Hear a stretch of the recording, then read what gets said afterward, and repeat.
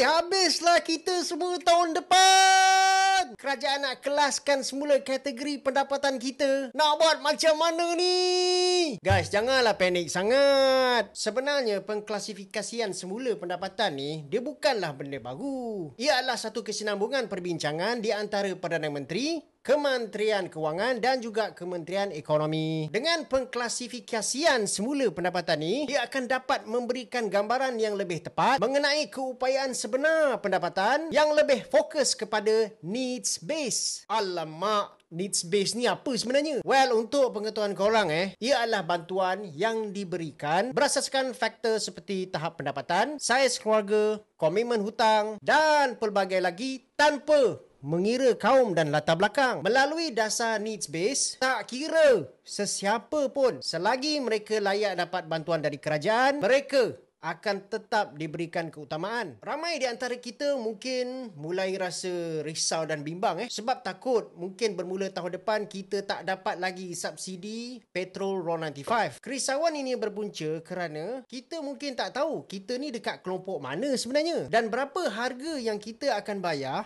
untuk petrol RON95 ni. Jadi, jom saya bantu korang dalam video ni. Sebenarnya kerajaan dah pun jelaskan yang pensasaran semula subsidi RON95 ni akan bermula sekitar pertengahan tahun 2025 nanti. Dan ni perkara yang kita kena tahu guys. Majoriti besar daripada kita still akan dapat subsidi RON95 ni. Hanya sebilangan kecil sahaja yang berpendapatan tinggi yang perlu membayar petrol RON95 ni pada harga pasaran. Tapi soalnya, kayu pengukur pendapatan ni ialah pendapatan yang macam mana?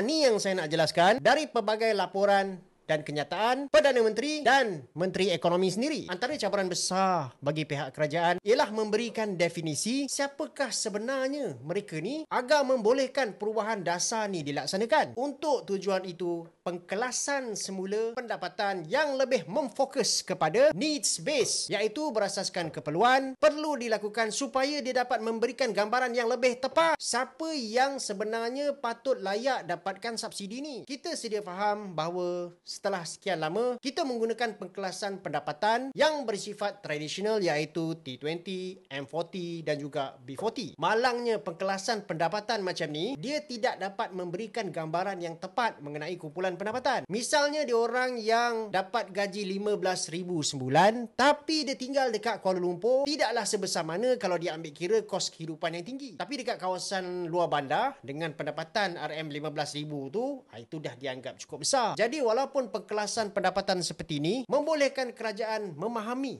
berapa banyakkah peratusan dalam populasi yang masih lagi perlu dibantu dan keadaan sosio-ekonomi rakyat, tapi melalui masa dia dah tak sesuai lagi dijadikan kayu pengukur bagi melaksanakan dasar-dasar yang lebih kritikal seperti pensasaran semula subsidi petrol RON95. Bukan sahaja bagi keperluan perbelanjaan fiskal negara, tapi supaya polisi itu dapat disasarkan kepada golongan yang tepat menerusi pengkelasan pendapatan yang lebih bermakna dan lebih menggambarkan realiti kehidupan yang sebenar seperti kuasa beli selepas ditolak dengan komitmen-komitmen macam cukai, KWSP dan juga komitmen hutang diorang. Lagi satu kita kena faham guys, apa yang dibentangkan di dalam Belanjawan 2025 oleh Yang Amat Berhormat Perdana Menteri itu, dia adalah perancangan pada tahun 2025. Pengumuman pensasaran semula subsidi RON95 ni adalah satu komitmen jelas daripada kerajaan untuk membahagikan semula subsidi ni kepada golongan yang lebih layak. Kita sedia faham bahawa garis pendapatan kasar ni tak memberikan keupayaan sebenar kuasa perbelanjaan isi rumah. Tambahan lagi setiap isi rumah ni dia ada komitmen yang berbeza dari segi perbelanjaan diorang, dari segi lokasi diorang tinggal, dan ini semua